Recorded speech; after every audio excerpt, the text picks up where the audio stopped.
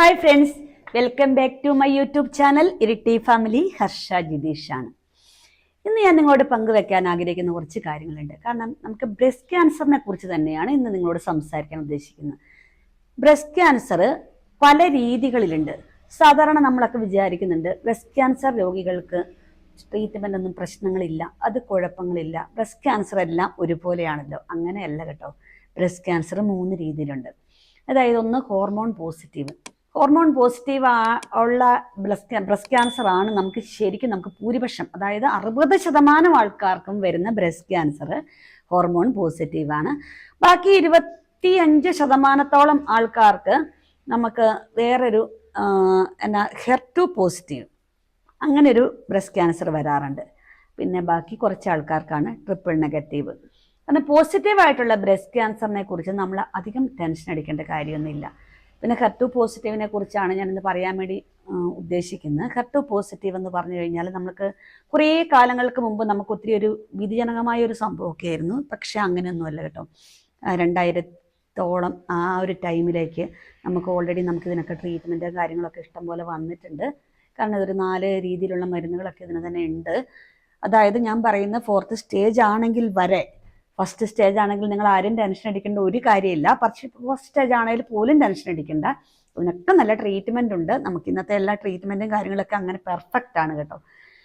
പിന്നെ 4th stage ആണെങ്കിലും നമ്മൾ ഇത് കണ്ടുപിടിക്കുന്ന ഒരു ടൈം അതാണെങ്കിൽ പോലും അവർ ഓൾറെഡി ഡോക്ടേഴ്സ് നമുക്ക് കീമോ തരും. ആ കീമോ തന്ന ശേഷം ആ കീമോ തന്ന് നമുക്ക് ഇത്രത്തോളം കീമോ അവർ ഡോക്ടേഴ്സ് ചിലപ്പോൾ 6 കീമോ ആയിരിക്കാം, ചിലപ്പോൾ 8 കീമോ ആയിരിക്കാം, ചിലപ്പോൾ ഡോക്ടേഴ്സ് അതൊക്കെ നിർദ്ദേശിക്കുന്ന ഒരു കീമോയുടെ ഒരു അളവുകളൊക്കെ അങ്ങനെ വരും. പക്ഷെ അതൊക്കെ കഴിയുമ്പോഴത്തേക്കും നമ്മുടെ ഓൾറെഡി നമുക്ക് ഈ ഒരു ട്യൂമറൊക്കെ ചുരുങ്ങാൻ തുടങ്ങും.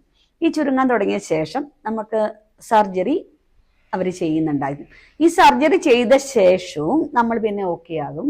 പക്ഷേ വേറൊരു വെല്ലുവിളി എന്ന് പറഞ്ഞു കഴിഞ്ഞാൽ ഇത് കഴിഞ്ഞ ശേഷവും നമുക്ക് ഈ ഒരു HER2 പോസിറ്റീവിൻ്റെ ട്രീറ്റ്മെൻറ്റ് നമുക്ക് 1 വർഷത്തേക്കും കൂടി വേണം. കാരണം അതിനുള്ള ഒരു പ്രത്യേക ഒരു ടാബ്ലറ്റ്സ് ഒക്കെ അവർ തരുന്നുണ്ട്. പക്ഷേ ഈ ടാബ്ലറ്റ്സ് ഒക്കെ തന്നിട്ടുണ്ടെങ്കിൽ നമ്മുടെ കീമോയുടെ പോലത്തെ സൈഡ് എഫക്റ്റോ കാര്യങ്ങളോ ഒന്നുമല്ല. ഈ ടാബ്ലറ്റ്സിനൊക്കെ അത് ഈ ഒരു രോഗത്തിന് വേണ്ടി മാത്രമുള്ള ടാബ്ലറ്റ്സും കാര്യങ്ങളും കേട്ടോ. പിന്നെ HER2 പോസിറ്റീവ് എന്ന് പറയുമ്പോൾ നമ്മൾ പ്രത്യേകമായിട്ട് പറയാം, ഇതായത് നമ്മുടെ ഒരു ബ്രസ്റ്റിൽ നമുക്കൊരു HER2വിൻ്റെ ഒരു ഗ്രോത്ത് സെല്ലും കൂടെ വളരുകയാണ്.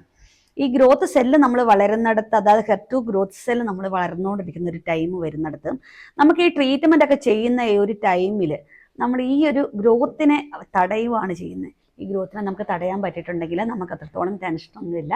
അതുകൊണ്ട് ഈ ഒരു പേഷ്യൻസ് ഒക്കെ ആണെങ്കിലും ഒട്ടും ടെൻഷൻ അടിക്കേണ്ട കേട്ടോ. എന്നെ കുറേ ഫ്രണ്ട്സ് എന്നോട് വിളിച്ചിട്ടുണ്ടായിരുന്നു, പിന്നെ ചേച്ചിക്ക് ട്രിപ്പിൾ നെഗറ്റീവ് ആണല്ലോ, ഞങ്ങൾക്ക് HER2 പോസിറ്റീവ് ആയിരുന്നു, അപ്പോൾ അതിനെക്കുറിച്ച് ചേച്ചി എന്തെങ്കിലും ഒരു വീഡിയോ ഇടണം. പക്ഷേ എനിക്കത് ഇതിനെക്കുറിച്ചൊക്കെ ഞാൻ പറയുന്ന ഒന്നും പേടിക്കേണ്ട, നിങ്ങൾ ആരും ഒന്നും ടെൻഷൻ അടിക്കേണ്ട. എല്ലാത്തിനും ട്രീറ്റ്മെൻ്റ് ഉണ്ട്. 4th സ്റ്റേജിലാണെങ്കിൽ വരെ നമുക്കെല്ലാം ട്രീറ്റ്മെൻ്റ് ഉണ്ട്. ഒത്തിരി കാലങ്ങൾക്ക് നമുക്ക് മുമ്പോട്ട് പോകാം.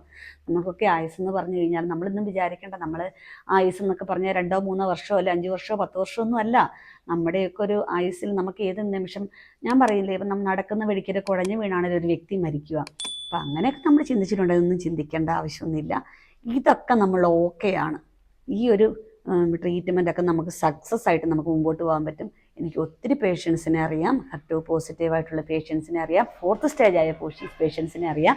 അവരൊക്കെ ഇപ്പോഴും നല്ല ഹാപ്പി ആയിട്ട് തന്നെ കേട്ടോ മുമ്പോട്ട് പോകുന്നത്.